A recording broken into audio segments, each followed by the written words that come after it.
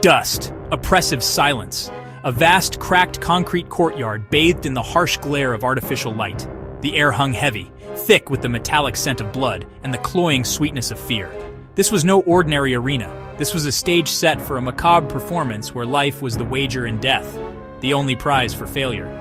Towering walls, scarred and scorched, enclosed the space, their surfaces plastered with faded propaganda posters promising a brighter future. A cruel mockery in this theater of despair. Above, a network of catwalks buzzed with drones, their lenses cold and unblinking, recording every heartbeat, every choked breath, every desperate prayer whispered into the suffocating silence.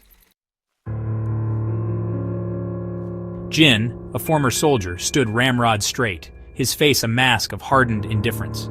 Years of training had taught him to compartmentalize, to shut down emotions, to become a ghost in the machine of war. But the haunted look in his eyes betrayed the toll this game had taken, the memories it had awoken. Survival was his only goal, but at what cost? Min, her slight frame dwarfed beneath the weight of desperation, clutched a worn photograph to her chest. Her son's smiling face, a beacon of hope in this desolate landscape. Every beat of her heart echoed his name, fueling her determination. She had to survive. She had to see that smile again. Their eyes met across the expanse of the arena, a silent acknowledgement of their shared predicament, their mutual desperation. Hunter and prey, bound by the invisible threads of fate, ready to dance their deadly dance in this gruesome spectacle. A mechanical voice devoid of emotion boomed across the arena, shattering the silence. Red light, green light, it intoned, the words echoing ominously in the vast emptiness. The game, a grotesque parody of childhood innocence, had begun. Jin moved with practiced stealth, his steps measured, his senses on high alert. He was a predator, stalking his prey, his every movement honed by years of combat. But the stakes had never been higher. This wasn't war, this was survival. Min, fueled by a mother's love, moved with a surprising agility. Fear lent her speed, desperation her strength.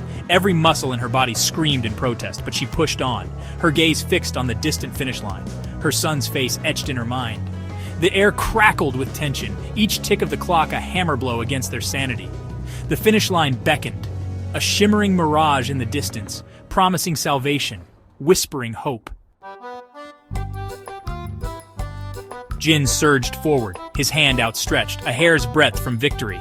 He could almost taste freedom, feel the sun on his skin, the wind in his hair, but a flicker of movement in his peripheral vision caught his eye. Min, her face a mask of anguish, was falling, her ankle twisted, her body contorting in pain. For a heartbeat, time seemed to stand still. Jin's instincts screamed at him to move, to seize the moment, to secure his survival, but something in Min's eyes, a flicker of despair, a silent plea for mercy, stayed his hand.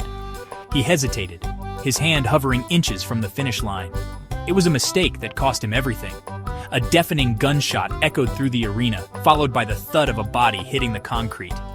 Jin crumpled to the ground, a crimson stain blooming on his chest, his eyes staring blankly at the unforgiving sky.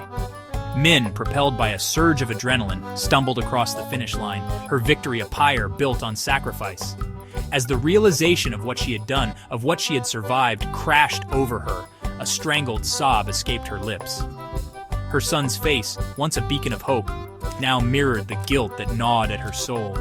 The price of survival had been paid, but it was a debt she would carry with her, etched upon her heart for the rest of her days.